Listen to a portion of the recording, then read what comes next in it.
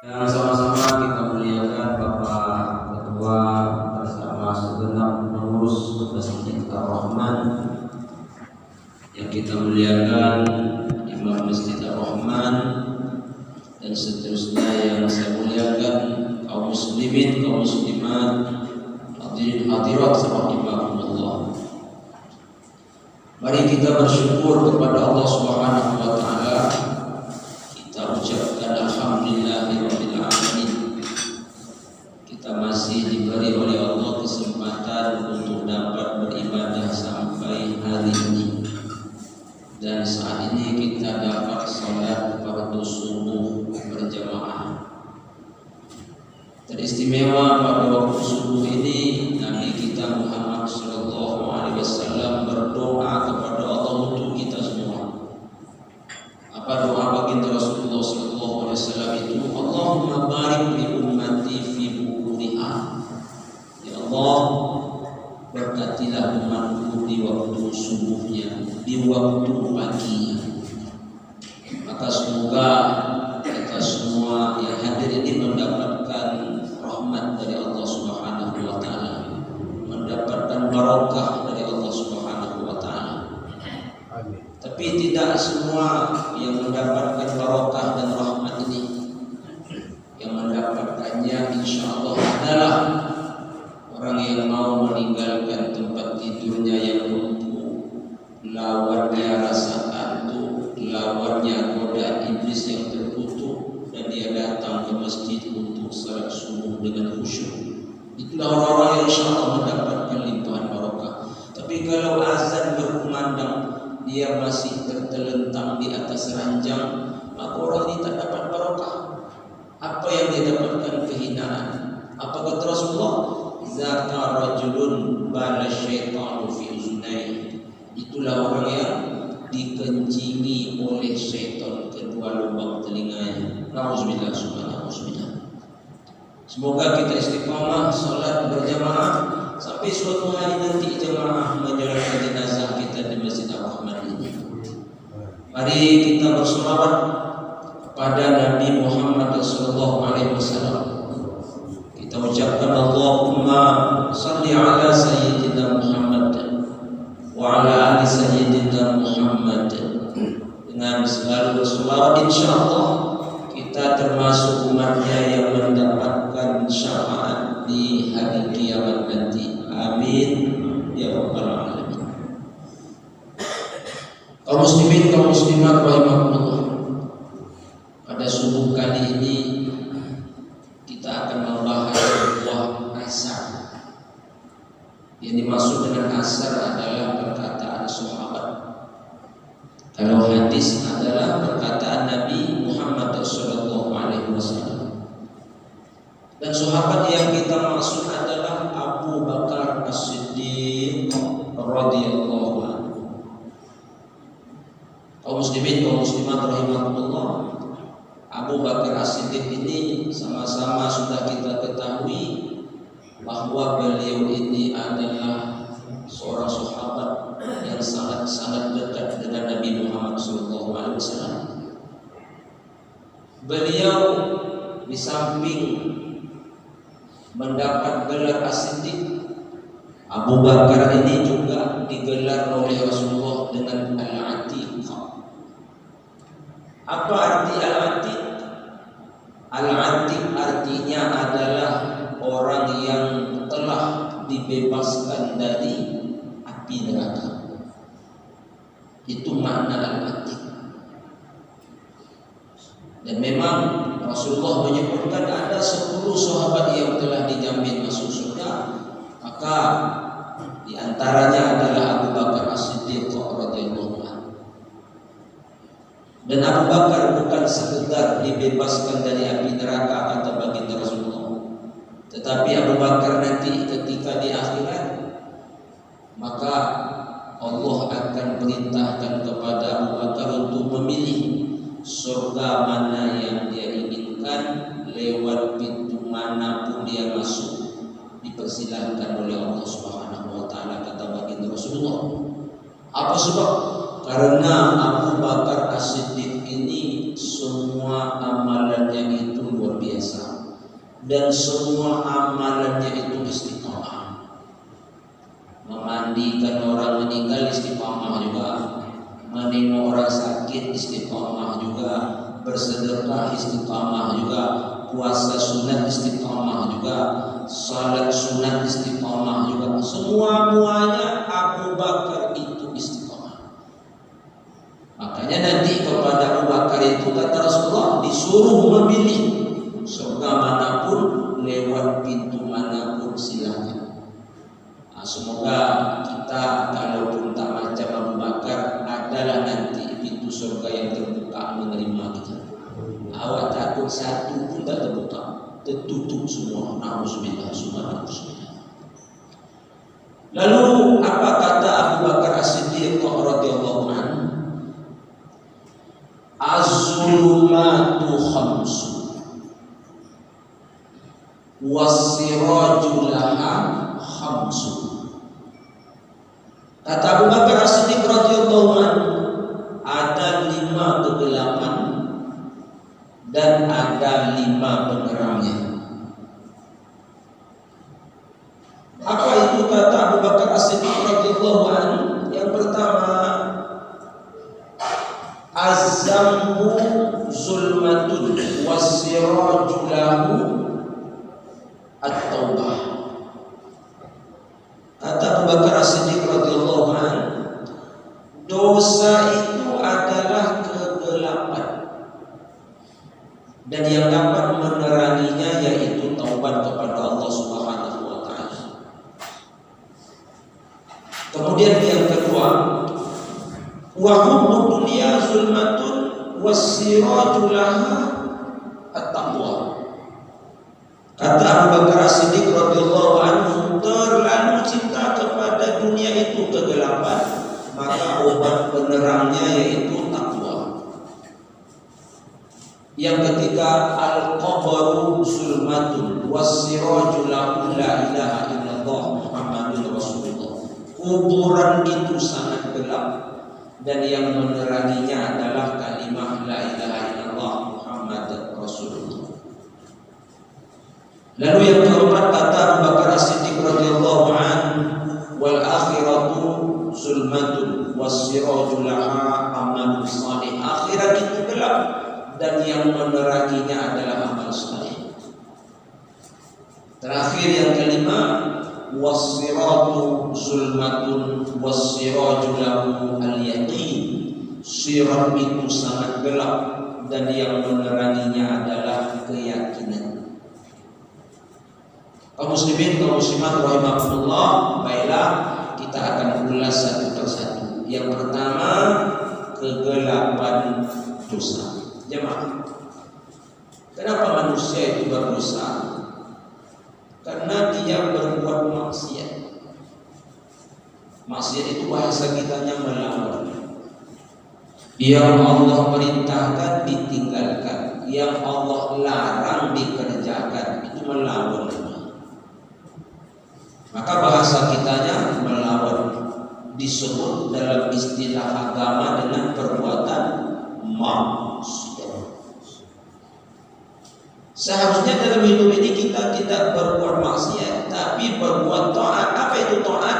Kalau taat adalah yang Allah perintah dikerjakan, yang Allah larang ditinggalkan, itu taat. Tapi kalau dibalikkan, perintah tinggal, yang dilarang kerjakan, maka sekali lagi itu namanya perbuatan maksiat. Maka dapat dosalah seseorang. Lalu Rasulullah SAW bersabda, hadis ini riwayat Imam Ibnu Majah, riwayat Imam At-Tirmizi juga. Apa kata baginda Rasulullah? Innal abda iza akhta'a khati'ah nukitat fi qalbihi nuktatul sauda. Kata baginda Rasulullah, apabila seorang hamba itu berbuat satu kesalahan, maka akan ada satu bintik hitam dalam hatinya. Maka berarti kalau dua kesalahannya, dua bintik hitam. Kalau Ketika kesalahannya 3 pula binti hitamnya. Bagaimana kalau 100 kesalahannya Ustaz? 100 pula binti hitam itu. Kecil salahnya, kecil bintinya. Kalau besar salahnya, maka besar pula warna hitam tadi. Kaum muslimin, kaum muslimat rahimahullah, maka dipenuhilah hati tadi oleh warna hitam tersebut, maka seseorang mengalami kegelapan. Cahaya tak ada. Sehingga kalau cahaya tak ada, meraba-raba, tak tahu mana jalan yang benar, tak tahu mana yang salah. Namanya sudah gelap, meraba-raba. Akhirnya apa yang dilakukan oleh seseorang, dia tak mau tahu dan tak mau peduli. Pokoknya dia lantak saja semua, dia langgar semua. Orang kegelapan, orang tak tahu jalan. Cahaya sudah ada. Jemaah rahimahullah, umpamanya telapak tangan saya ini kertas putih, walaupun agak coklat warnanya. Lalu kita ambil sebuah spidol warna hitam tintanya. Kita ambil spidol tadi, kita kasih titik. Kalau titiknya masih satu, insya Allah kita masih sadar. Apa sebab? Warna putihnya masih banyak. Tahu kita kalau ini sedang kotor karena warna putihnya masih banyak. Kok hitam ini? Kemudian jemaah datang titik hitam kedua. Kita masih tahu. Kenapa? Pembanding warna putihnya masih banyak. Datang titik nomor 3, datang titik nomor 4, nomor 5, insya Allah kita masih sadar. Kenapa masih sadar Ustaz? Udah 5 titiknya, sebab warna putihnya masih ada. Tapi ketika kita buat dosa datang warna hitam, ketika datang dosa datang warna hitam, akhirnya jemaah tertutuplah semua warna putih. Tertutup semuanya nih. Datang lagi dosa berikut, berarti titik hitam yang datang belakangan itu menempel ke titik hitam yang datang duluan tadi. Saat itu manusia tak sadar lagi. Karena pembanding warna putih sudah tak ada. Nih, pakaian saya ini warnanya dongker. Saya ambil spidol warna dongker, saya coret. Tak tahu saya kalau ini sudah dicoret karena sewarna dengan kain saya.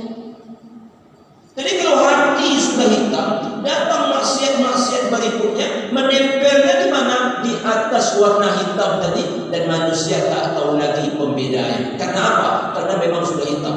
Jangan sampai ke titik ini. Kalau sampai ke titik ini, kaum muslimin, kaum muslimat, ini gawat darurat, ini bahaya luar biasa. Inilah yang disebut oleh Allah Subhanahu wa taala dalam Al-Qur'an, dan kita semua pasti hafal ayatnya. Khatamallahu ala qulubihim wa ala sam'ihim wa ala absarihim ghishawa wa lahum azabun azim. Kaum muslimin, kaum muslimat rahimahullah. Maka ketika seseorang itu banyak dosanya, gelap hatinya, kaum muslimin, kaum muslimat, ternyata menimbulkan pula efek-efek yang lain. Apa efek yang lainnya Pak Ustaz? Dia akan hilang semangat dalam hidup.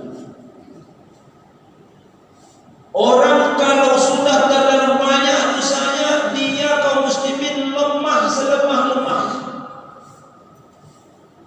Saking lemahnya, ngangkat tangan pun tak kuat lagi. Padahal tangannya kosong, tak ada beban di atas tangannya itu, tapi tak kuat ngangkat tangannya. Kenapa tak kuat ngangkat tangan? Padahal tak ada yang diangkat, cuma ngangkat tangannya. Karena efek maksiat tadi membuat dia kehilangan tenaga. Apa maksud angkat tangan itu? Berdoa tak kuat.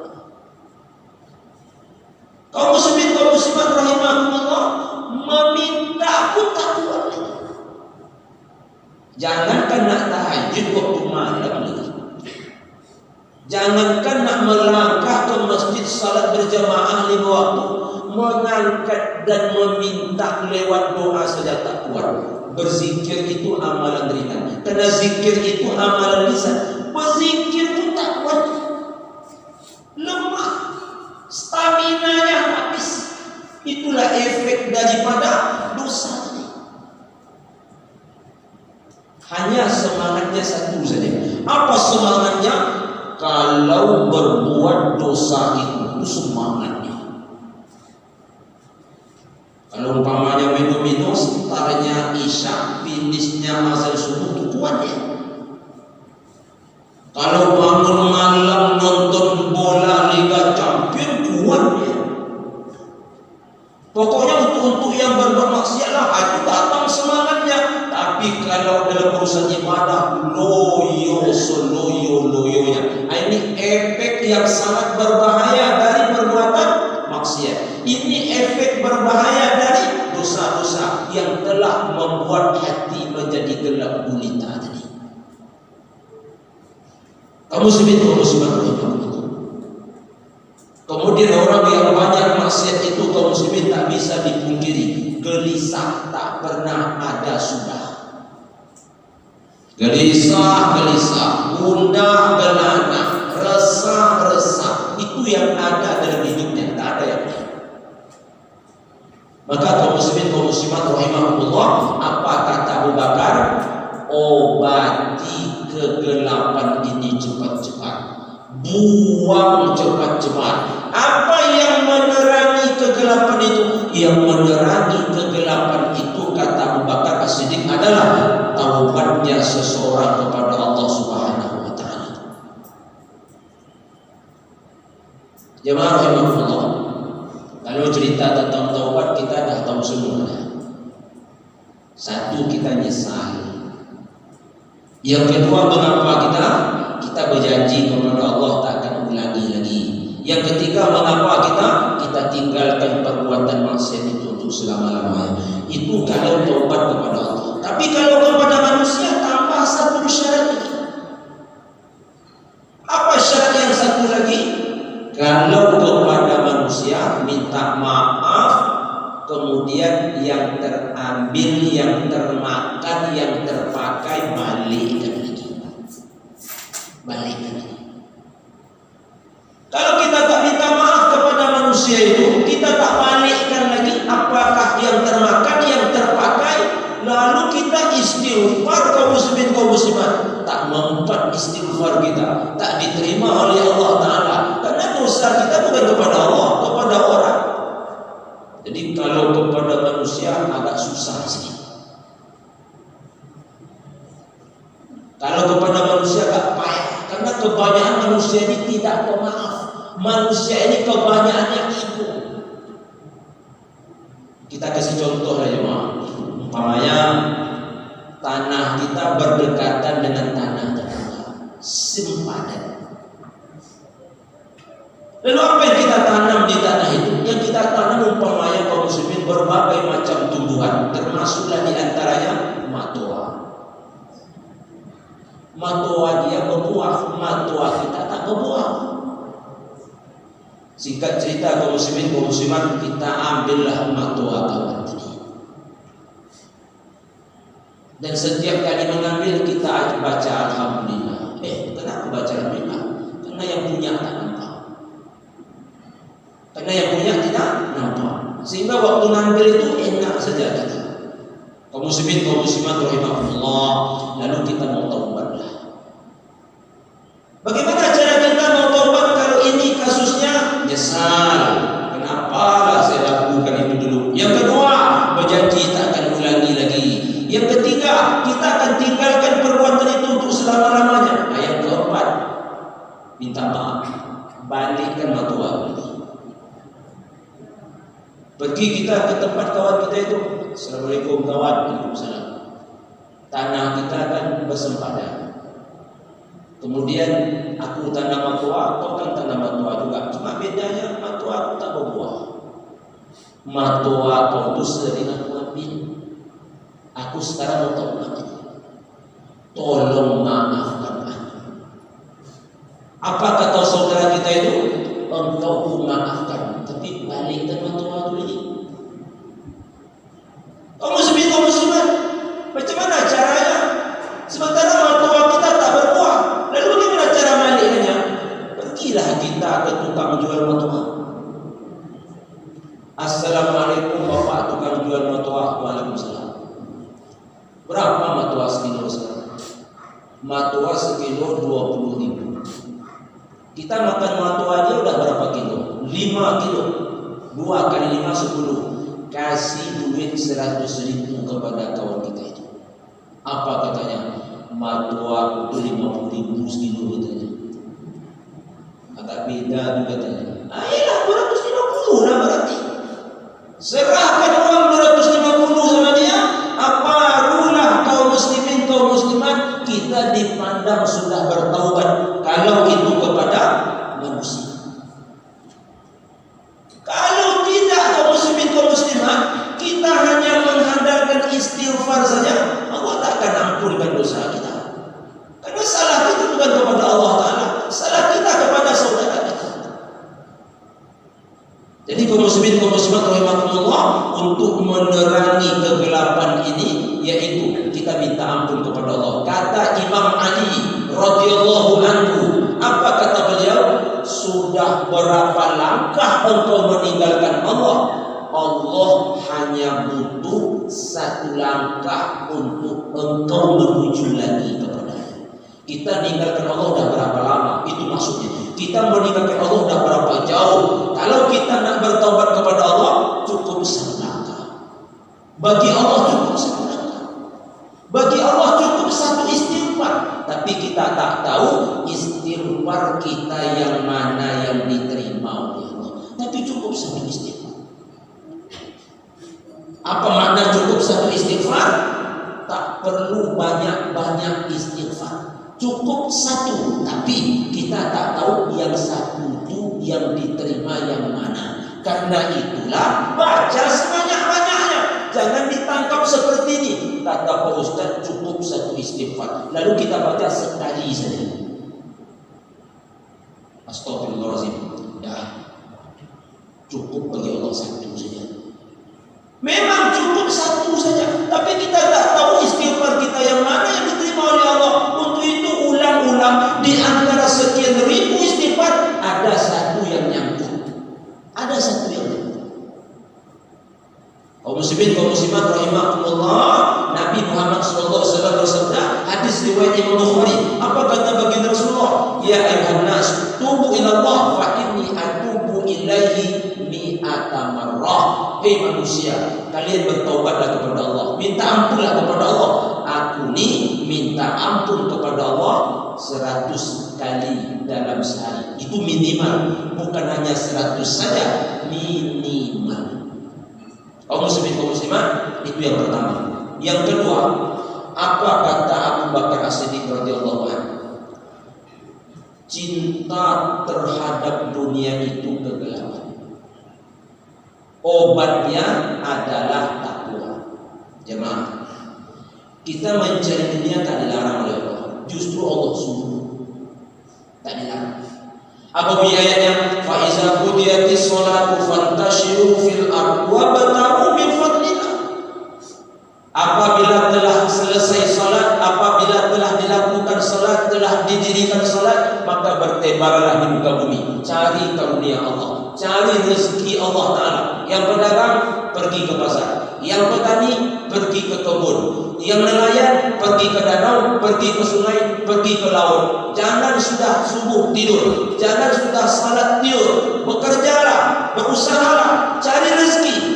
Allah suruh.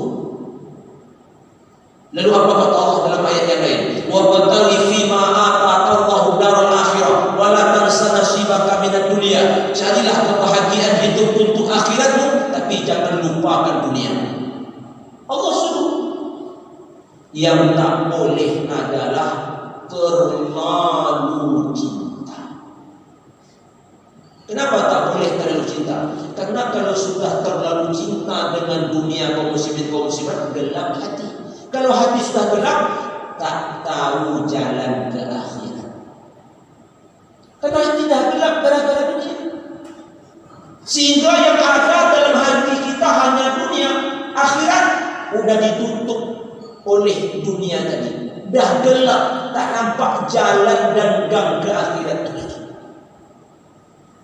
Jalan ke akhirat itu tak nampak lagi, gang-gang ke akhirat itu tak ada lagi. Bahkan ada orang berprinsip katanya akhirat itu cerita, hayalan saja, tak ada akhirat itu. Tak ada itu. Bagi kita orang Islam tidak demikian. Bagi kita orang beriman tidak demikian. Beriman kepada Allah, beriman kepada malaikat, beriman kepada kitab, beriman kepada Rasul, termasuk beriman kepada hari akhirat.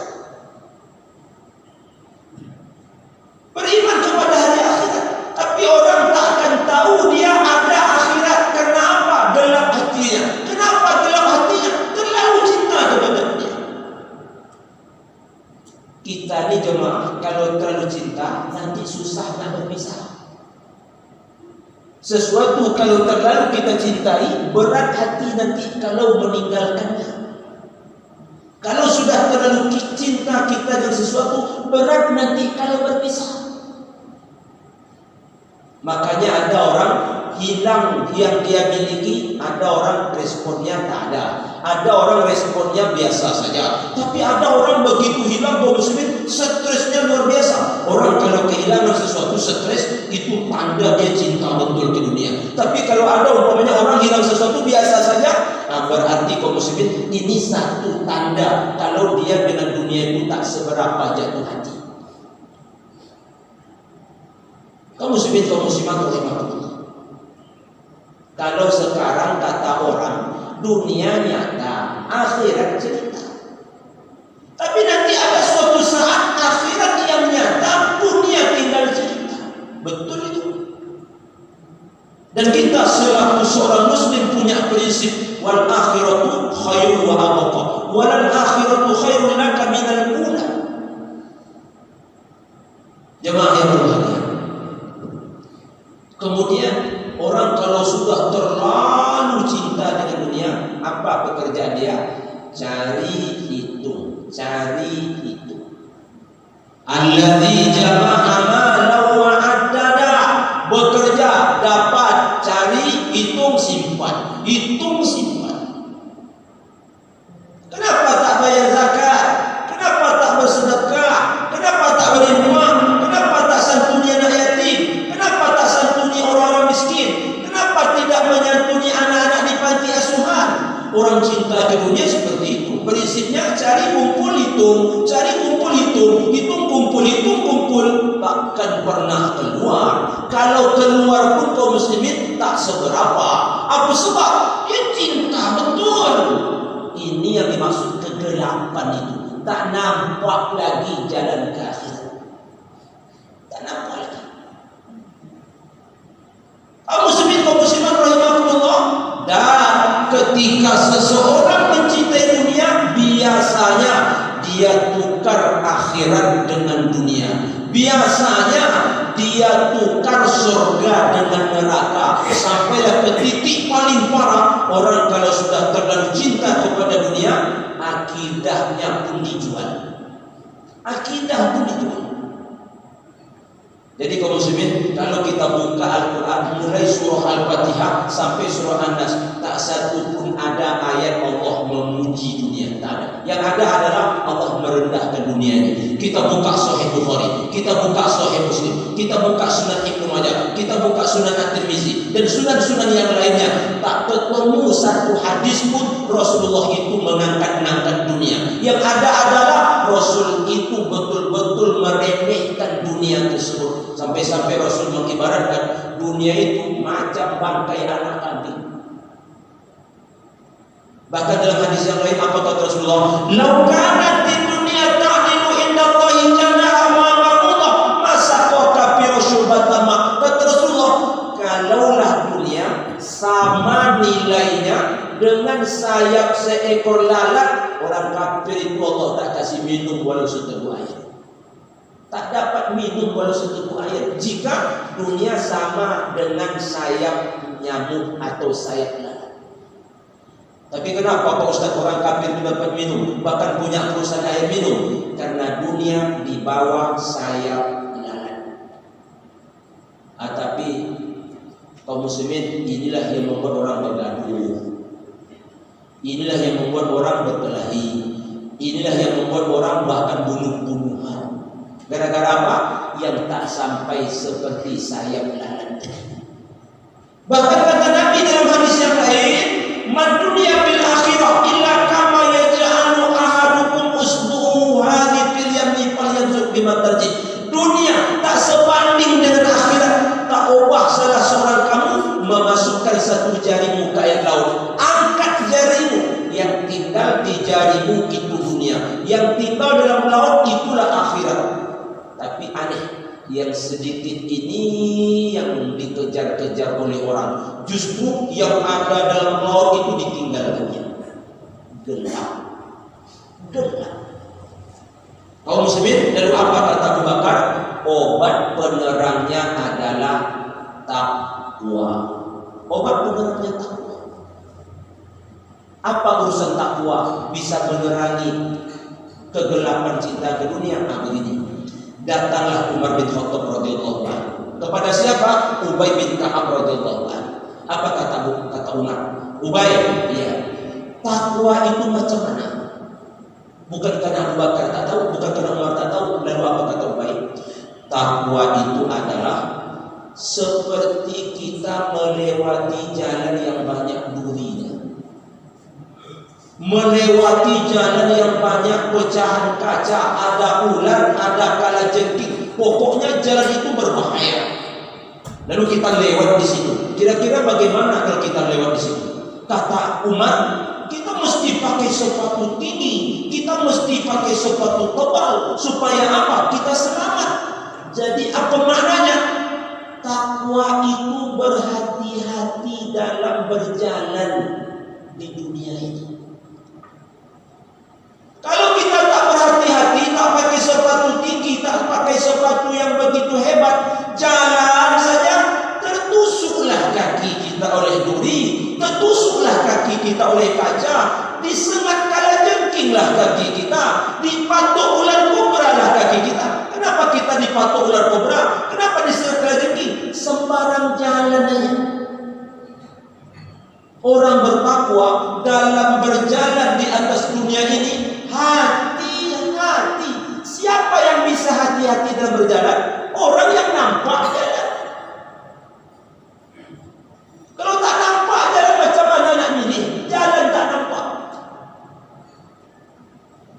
Kaum muslimin, kaum muslimat rahimahumullah, tak nampak lagi jalan itu, sehingga main lantak saja. Dipatok kobra, disengat kalajengking, akhirnya kesakitan, membawa bahaya. Makanya apa kata Rasulullah dalam hadis? Ittaqillaha haitsuma kunta.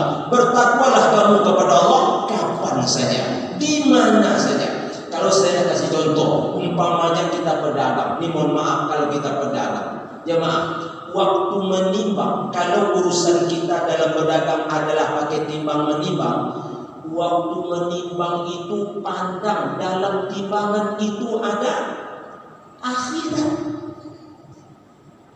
Apa makna menimbang menengok dalam timbangan ada akhirat, Ustaz? Kalau orang minta sekilo, timbang 10 on. Itu namanya orang menimbang dengan akhirat. Jangan orang minta sekilo timbang 7 on setengah. Jika perlu orang minta sekilo timbang 11 on. Tapi tak mungkin lah. Hebat betul kita jadi orang.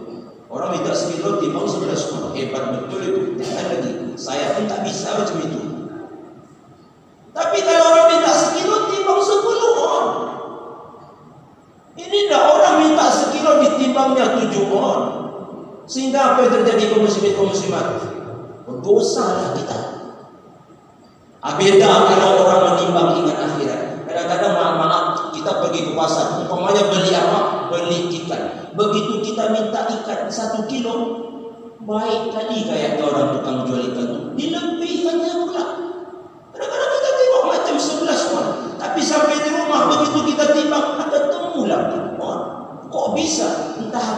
yang diputar.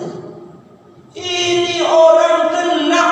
Apa makna gelap? Tak tahu lagi mana yang benar. Yang ada dalam pikirannya salah-salah dan menyalah saja. Jadi kaum muslimin, yang kedua, orang terlalu cinta kepada dunia, obat cepat dengan takwa supaya tahu jalan balik. Kemana kita balik, Ustaz?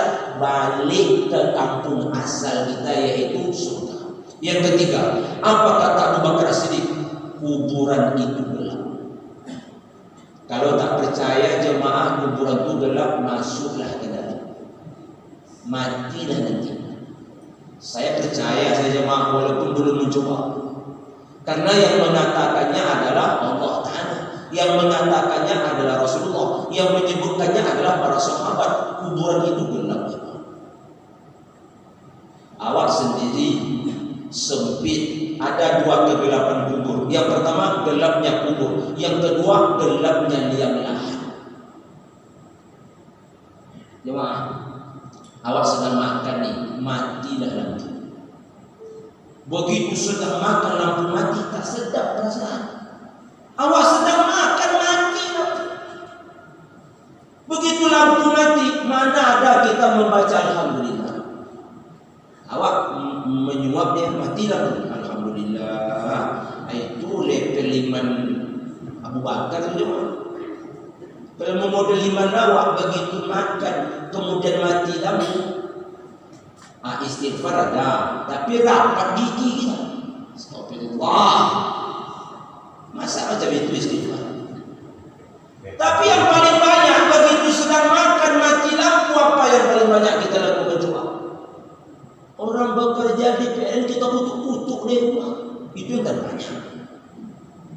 Itu yang terbanyak. Apa maksud Ustaz? Mati lampu sebentar saja di dunia ini tak enak. Kadang-kadang mati lampu itu cuma 5 menit. Ada emergensi, walaupun ada emergensi tak enak. Yang enak hidup juga PLN itu baru enak. Macam mana kalau kita malam hari mati lampu tak enak juga? Apa sebab? AC kita tak hidup. Makanya kaum muslimat yang berbahagia, kalau kita bangun rumah, di antara yang paling penting kita urus adalah kilometer PLN. Supaya apa? Rumah kita terang. Tapi terbalik, manusia asik memikirkan dunianya, lupa kata Rasulullah memikirkan kuburannya. Jemaah, kita tambah sedikit lagi. Kita tinggal di rumah sekarang ini berapa lama? Katakanlah kita mulai tinggal di rumah kita umur 30. Dulu waktu lahir sampai sekolah kan di rumah emak kita tinggal. Waktu kuliah di rumah kos kita tinggal. Singkat cerita kita menikah lah. Dari umur kapan kita punya rumah? Katakan umur 30. Sampai umur berapa? Katakan sampai umur 70. Berarti 40 tahun. Pertanyaan, kita nanti tinggal dalam kuburan berapa lama? Kayaknya jemaah kita lebih lama tinggal di kuburan dibandingkan tinggal di rumah sekarang. Rumah sekarang 30 tahun kita ingin catnya warna-warni. Di depannya ada taman, di belakangnya ada kolam, ada AC. Padahal cuma 40 tahun. Saya ulangi lagi, kita tinggal dalam kuburan berapa lama? Jangan asik saja membangun rumah dunia, lupa membangun kuburan kita. Jangan asik membangun rumah dunia, lupa membangun kuburan. Apa Ustaz, yang membangun kuburan nanti anak saya, Ustaz? Saya sudah pesan. Nanti kalau mati mak nak tolong keramik kuburan mak ya. Pakai keramik paling mahal nak, bikin pagar. Bukan itu yang saya maksud. Secantik-cantik apapun kuburan, tapi yang dalam kubur durhaka. Na'udzubillah. Apa makna membangun kuburan? Bangun kuburan kita dengan kalimat La ilaha illallah. Itu yang meneranginya. Apa bunyi hadis? Man kana akhiru kalamihi la ilaha illallah dakhala jannah. Siapa yang akhir hayatnya mengucapkan la ilaha illallah, masuk surga. Lalu apa hubungan la ilaha illallah dengan kuburan yang terang, Pak Ustaz? Jadi kaum muslimin, kita matilah lalu masuk kuburan. Allah teguhkan hati kita. Teguh dalam hal apa? Karena nanti ada dua malaikat yang datang menanya. tahu semua jemaah. Bahkan bukan hanya sekedar pertanyaan, jawabannya pun kita sudah tahu.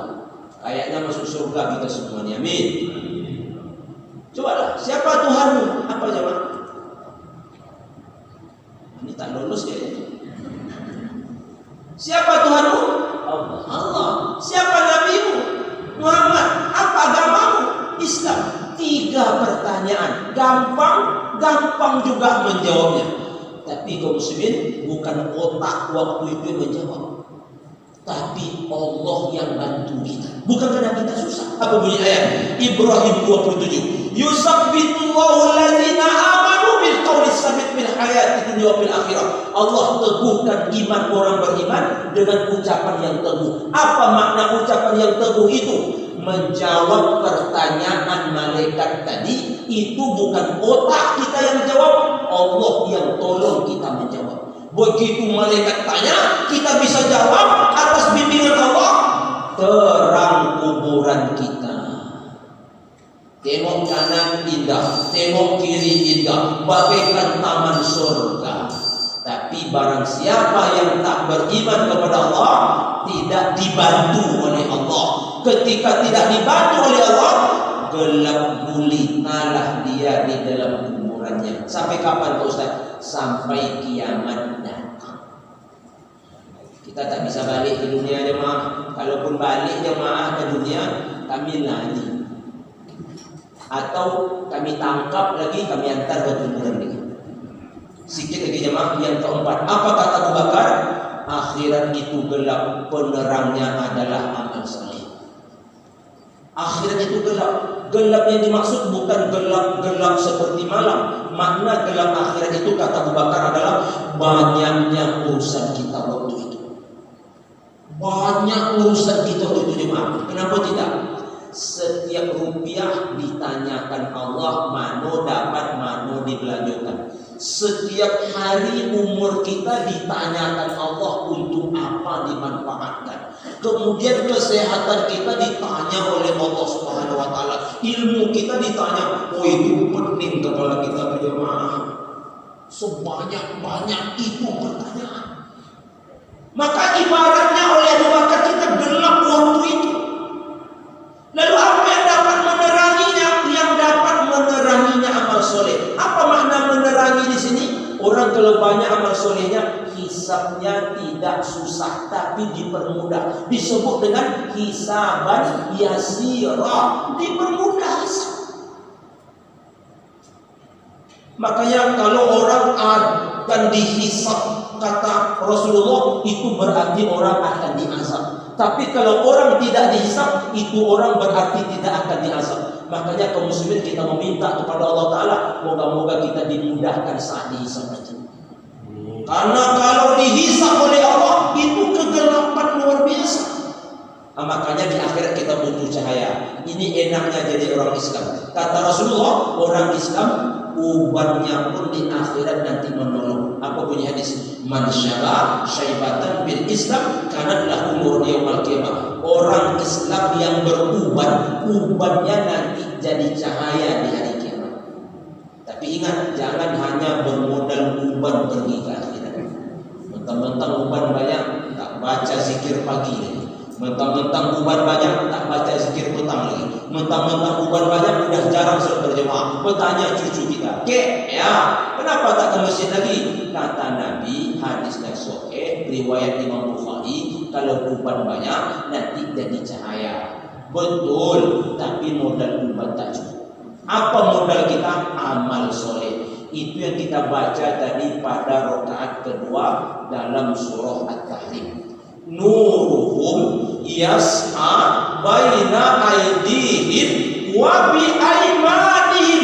Ayat itu menceritakan orang-orang yang beriman nanti di akhirat mendapat cahaya di depan dan di sebelah kanannya menemani dia. Yang terakhir apa kata Abu Bakar? Sirat itu gelap, penerangnya adalah keyakinan. Apa makna sirat di sini? jembatan tajam, halus dan licin, Allah bentang di atas neraka jahanam. Dalamnya neraka itu 70 tahun perjalanan. Di samping kanan kiri ada sabit-sabit yang runcing dan tajam. Semua kita pasti akan menitinya. Saya ulangi, semua kita pasti akan meniti. Kaum muslimin, kita siap-siaplah dari sekarang. Apa persiapannya Pak Ustaz? Terangi jembatan itu dengan keyakinan kita kepada Allah Subhanahu wa taala. Semoga kita nanti selamat jemaah. Jangan berpikir seperti ini. Kalau model saya ini tak selamat ya Ustaz, saya ini masuk nanti. Itu tak boleh macam itu. Itu namanya bercita-cita masuk neraka. Itu tak boleh cita-cita masuk neraka. Kalau model saya ini Ustaz seminggu masuk ya Ustaz.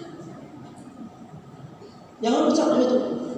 Itu lama tuh Pak. Sehari saja sama dengan 1000 tahun. Ini dia bergurau-gurau pula. Kalau model Tony sebulan masuk.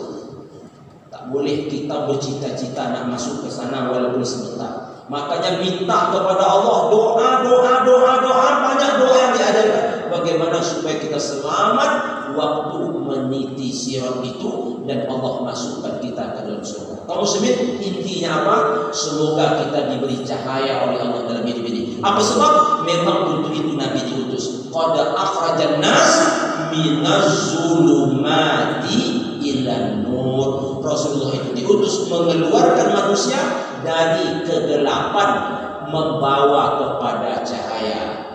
Kata Allah dalam Al-Quran menyebutkan, diistilahkan dengan sirajam munira.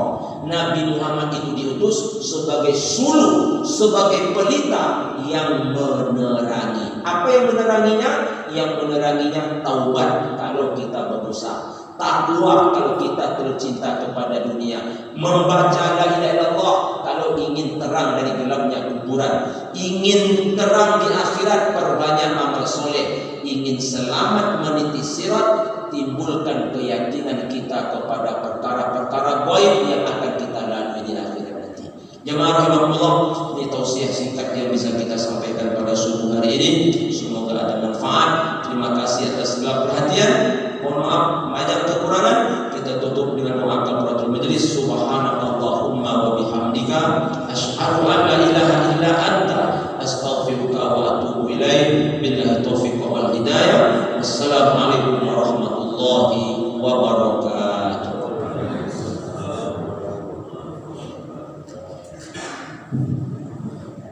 Alhamdulillahirrahmanirrahim. Terima kasih kami sampaikan kepada Ustaz yang menyampaikan tausiahnya kepada kita semua. Semoga bermanfaat bagi kita semua. Dapat kami sampaikan bahwa infak pada subuh hari ini sebesar Rp382.000. Alhamdulillahirrahmanirrahim. Dan selanjutnya kami sampaikan untuk kita semua untuk tidak pulang terlebih dahulu karena ada sarapan yang telah disiapkan oleh salah seorang jemaah kita. Mungkin saja dapat kami sampaikan wabillahi taufiq wal hidayah. Assalamualaikum warahmatullahi wabarakatuh.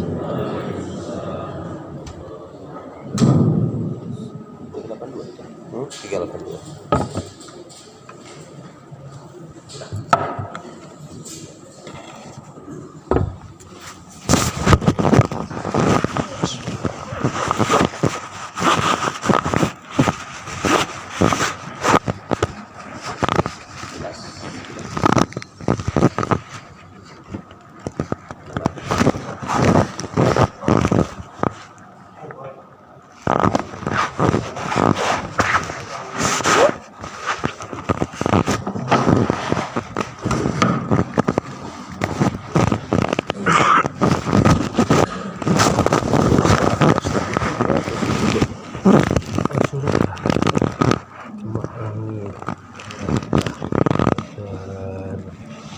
Sampaikan beberapa menit katanya terjamkan. Jadi berbunyi tadi itu Suruh ya. Cuma dia menunggu sebentar lewat. jadi di Masjid Ustaz berbunyi itu